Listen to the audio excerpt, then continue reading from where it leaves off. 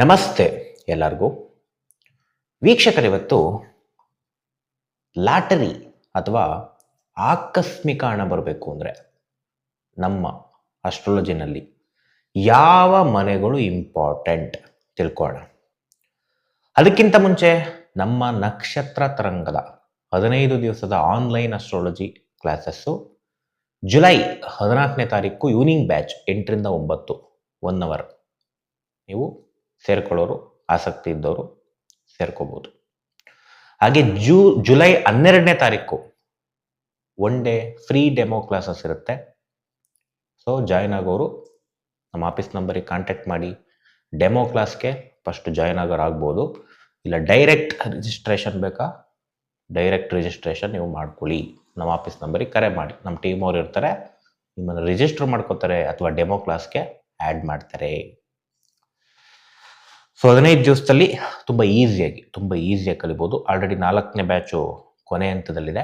5ನೇ ಬ್ಯಾಚ್ನ ನಾವು ಜುಲೈ 14ನೇ ತಾರೀಕು ಸ್ಟಾರ್ಟ್ ಮಾಡ್ತಾ ಇದ್ದೀವಿ. ತುಂಬ ಅದ್ಭುತವಾಗಿ ಜ್ಯೋತಿಷ್ಯ ಕಲ್ತಿದ್ದಾರೆ ಸಿಕ್ಕಾಬಟ್ಟೆ ಜನ. ನೀವು ಕಲಿಬೋದು, ಬಟ್ ಅದೃಷ್ಟ ಇರ್ತಕ್ಕಂಥವರೇ ಬಂದು ಕಲಿಯೋದು ಅಂತ ಹಣೆ ಬರದಲ್ಲಿ ಬರೆದಿದೆ ಜ್ಯೋತಿಷ್ಯದಲ್ಲಿ.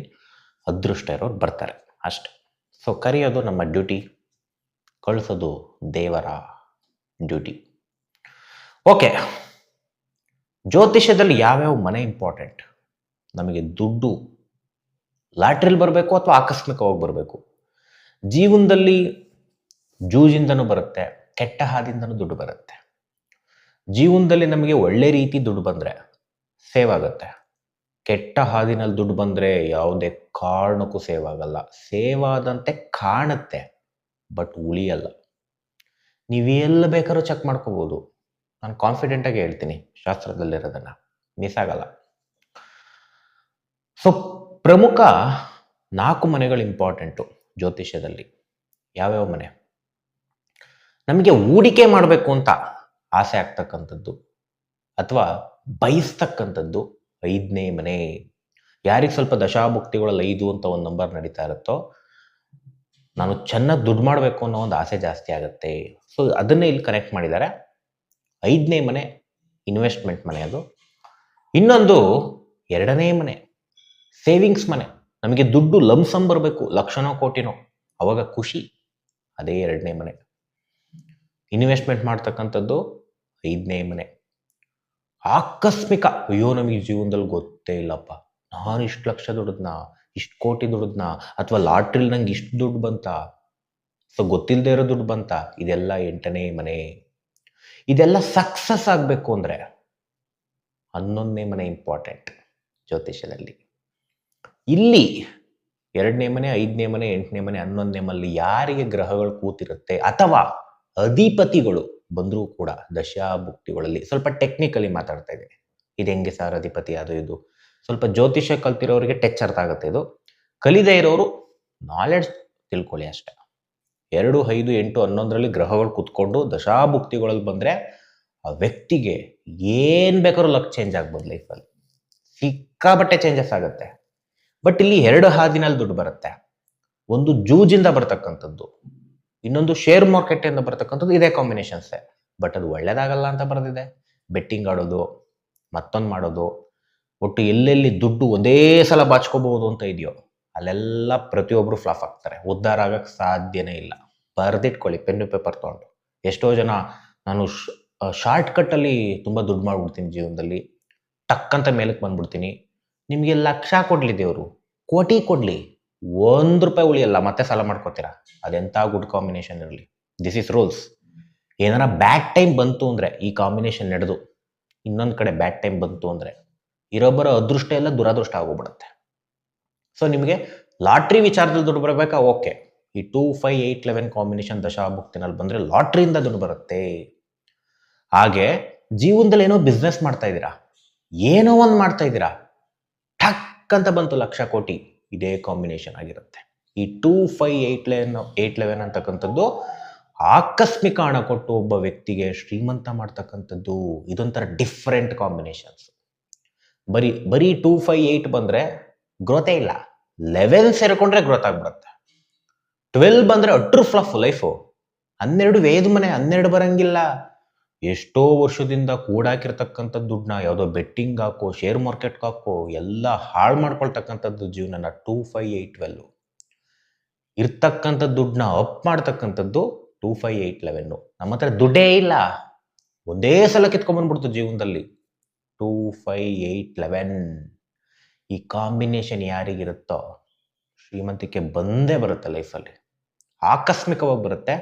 ಇನ್ನೊಬ್ರು ನೋಡಿ ಹೊಟ್ಟೆ ಕಿಚ್ಪಡ್ತಕ್ಕಂಥದ್ದು, ಏನಪ್ಪ ಈ ವ್ಯಕ್ತಿಗೆ ಹಿಂಗೆ ದುಡ್ಡು ಬರ್ತಾ ಇದೆ.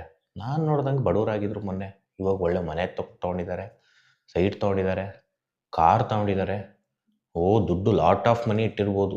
ಸೊ ಈ ಥರ ಎಲ್ಲ ಅಪೋಸಿಟಿಂದ ರಿಯಾಕ್ಷನ್ಸ್ ಬರ್ತಕ್ಕಂಥದ್ದೆಲ್ಲ 25811. ಏಕೆಂದರೆ 8 ಅಂತಕ್ಕಂಥದ್ದು ಆಕಸ್ಮಿಕ, 2 ಅಂತಕ್ಕಂಥದ್ದು ದುಡ್ಡಿನ ಮನೆ, 5 ಅಂತಕ್ಕಂಥದ್ದು ಒಂಥರ ಅದು ಆಸೆ ಮನೆ.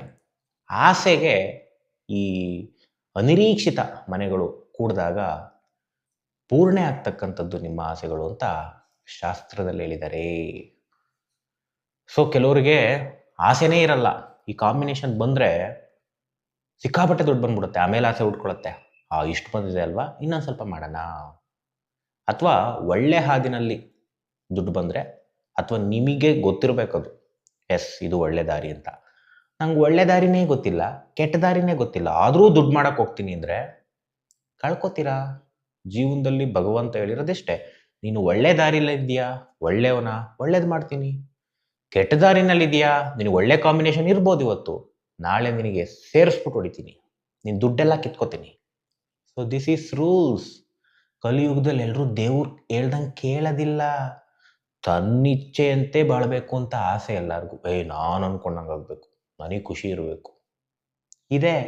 ನಾವು ಅನ್ಕೊಂಡಂಗೆ ಆಗೋದಿದ್ದರೆ ದೇವ್ರು ಯಾಕೆ ನಮ್ಮನ್ನು ಭೂಮಿ ಮೇಲೆ ಕಳಿಸ್ಬೇಕಿತ್ತು, ಕರ್ಮಫಲ ಅನುಭವಿಸು ಅಂತ ಅಲ್ವಾ? ಪ್ರತಿಯೊಬ್ಬರಿಗೂ ಒಂದೇ ರೀತಿ ಹಣ ಕೊಡಬೇಕಿತ್ತು, ಕೊಡಲ್ವೇ?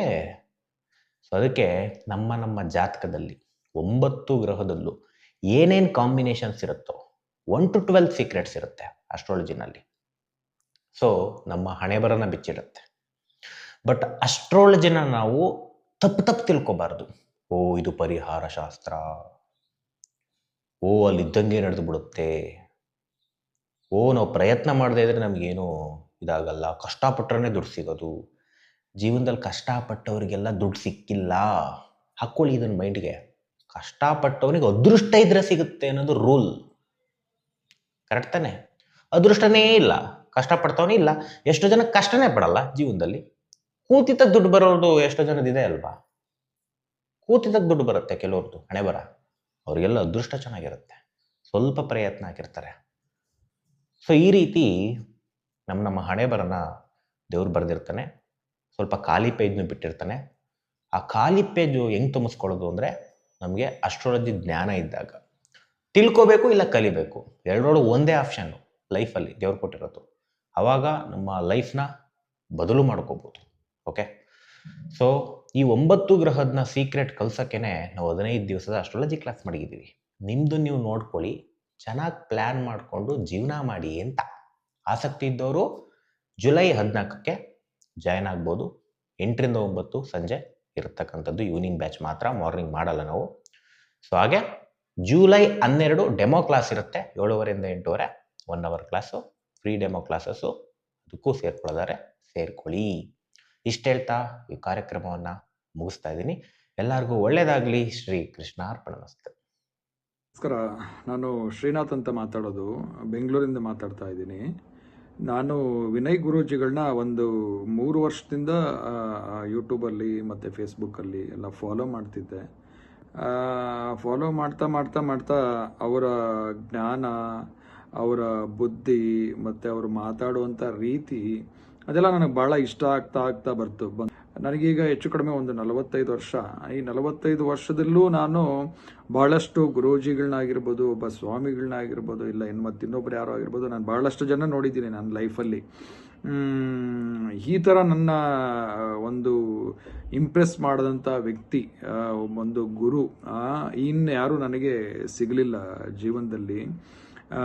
ಅವರ ನಡ್ಕೊಳ್ಳುವಂಥ ರೀತಿ ಆಗಿರ್ಬೋದು, ಅವರ ನಯ ವಿನಯತೆ ಆಗಿರ್ಬೋದು, ಅವರ ಮಾತಾಗಿರ್ಬೋದು, ನನಗೆ ಭಾಳ ಇಷ್ಟ ಆಯಿತು. ಮೊನ್ನೆ ಕ್ಲಾಸ್ ಅಟೆಂಡ್ ಮಾಡಿದೆ, ನಕ್ಷತ್ರ ತರಂಗ ಅಂತೇಳಿ ನಮ್ಮ ಗುರುಗಳು ಹೊಸ ಕ್ಲಾಸ್ನ ಆಸ್ಟ್ರಾಲಜಿ ಕ್ಲಾಸ್ನ ಶುರು ಮಾಡಿದ್ರು. ಅದನ್ನು ನಾನು ಅಟೆಂಡ್ ಮಾಡಿದ ಮೇಲೆ ನಾನು ಏನೋ ಫಸ್ಟ್ ಅಟೆಂಡ್ ಮಾಡೋದಕ್ಕೆ ಮುಂಚೆ ಏನೋ ಹೆಂಗೋ ನಾರ್ಮಲ್ ಆಗಿರುತ್ತೇನೋ ಅಂತ ಅನ್ಕೊಂಡೆ. ಬಟ್ ಭಾಳ ಭಾಳ ಭಾಳ ಭಾಳ ಚೆನ್ನಾಗಿತ್ತು. ಅವರು ಹೇಳ್ಕೊಡುವಂಥ ರೀತಿ, ಅವರು ಅರ್ಥ ಮಾಡಿಸುವಂಥ ರೀತಿ ಭಾಳ ಇಷ್ಟ ಆಯಿತು ನನಗೆ. ಸಿಂಪಲ್ ಆಗಿ ಇದ್ರದ್ದೇ ಲಾಜಿಕ್ ಆಗಿ ನಮಗೆ ಅರ್ಥ ಮಾಡಿಸ್ತಾರೆ. ಬಹಳ ನನಗೆ ಅವರು ತಿಳಿಸ್ಕೊಟ್ಟಂತ ಈ ಆಸ್ಟ್ರಾಲಜಿ ನಮ್ಗೆ ಬಹಳ ಉಪಯೋಗ ಆಗಿದೆ ನಮಗೆ. ಅದಕ್ಕೆ ದಯವಿಟ್ಟು ಎಲ್ರೂ ನಮ್ಮ ವಿನಯ್ ಗುರೂಜಿಗಳ ಹತ್ರ ಆಸ್ಟ್ರಾಲಜಿ, ನಕ್ಷತ್ರ ತರಂಗ ಆಸ್ಟ್ರಾಲಜಿಗೆ ಜಾಯಿನ್ ಆಗಿ, ನಿಮ್ಗೆ ಜಾಯಿನ್ ಆದ್ಮೇಲೆ ಗೊತ್ತಾಗುತ್ತೆ ಅವ್ರು ಎಂಥ ವ್ಯಕ್ತಿತ್ವ ಅವ್ರದ್ದೆಂಥ ಟೀಚಿಂಗ್ ನಾಲೆಡ್ಜ್ ಇದೆ, ಅವರಿಗೆ ಎಂಥ ಜ್ಞಾನವಂತ ಅನ್ನೋದು. ಆಮೇಲೆ ನಮ್ಮ ಗುರುಜಿಗಳು ಎಂಥ ಜ್ಞಾನವಂತರು ಅಂತಂದ್ರೆ, ಆ ಒಂದು ಎಕ್ಸಾಂಪಲ್ ಏನು ಗೊತ್ತಾ, ನಕ್ಷತ್ರದಂಗ ಬುಕ್ ಬರೆದಿದ್ದಾರೆ. ಆ ಬುಕ್ನ ಓದಿ ಒಂದ್ಸರಿ, ಅವ್ರ ಜ್ಞಾನಕ್ಕೆ ನಂದೊಂದು ಸಲ್ಯೂಟು. ಅಷ್ಟು ಜ್ಞಾನವಂತರು, ಆ ಜ್ಞಾನದಿಂದ ಆ ಬುಕ್ನ ಬರೆದಿದ್ದಾರೆ. ಆ ಬುಕ್ನ ಒಂದ್ಸರಿ ಓದಿ ನೋಡ್ಬಿಟ್ರೆ ಸಾಕು, ನಮ್ಮ ಜೀವನ ಏನು, ನಮ್ಮ ಜಾತಕ ಏನು ಅಂತ ನೀಟಾಗಿ ಅರ್ಥ ಆಗುತ್ತೆ. ನಾನೆಲ್ಲರಲ್ಲೂ ವಿನಂತಿ ಮಾಡೋದೇನಂತಂದ್ರೆ, ದಯವಿಟ್ಟು ಆ ಕ್ಲಾಸ್ಗೆ ಅಟೆಂಡ್ ಮಾಡಿ ನಿಮ್ಮ ಜೀವನನ, ನಿಮ್ಮ ಒಂದು ಇದನ್ನ ತಿಳಿದುಕೊಳ್ಳಿ.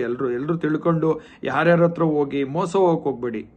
ಇವರಂತ ವಿನಯ್ ಗುರೂಜಿ ಅಂತವರು ವ್ಯಕ್ತಿ ಬೇಕು ನಮಗೆ, ಎಲ್ರಿಗೂ ಬೇಕು. ಅವರು ಫಸ್ಟ್ ನೀವು ಅಟೆಂಡ್ ಮಾಡಿ, ಅವ್ರನ್ನ ಒಂದ್ಸರಿ ಕನ್ಸಲ್ಟ್ ಮಾಡಿ, ಅವ್ರು ಹೆಂಗೆ ಏನು ಅವ್ರ ವ್ಯಕ್ತಿತ್ವ ಎಂಥದ್ದು ಅಂತ ನಿಮಗೆ ಅರ್ಥ ಆಗುತ್ತೆ. ಕಡೆಯಿಂದ ಒಂದು ನಮಸ್ತೆ ತಿಳಿಸ್ತಾ ಇದ್ದೀನಿ.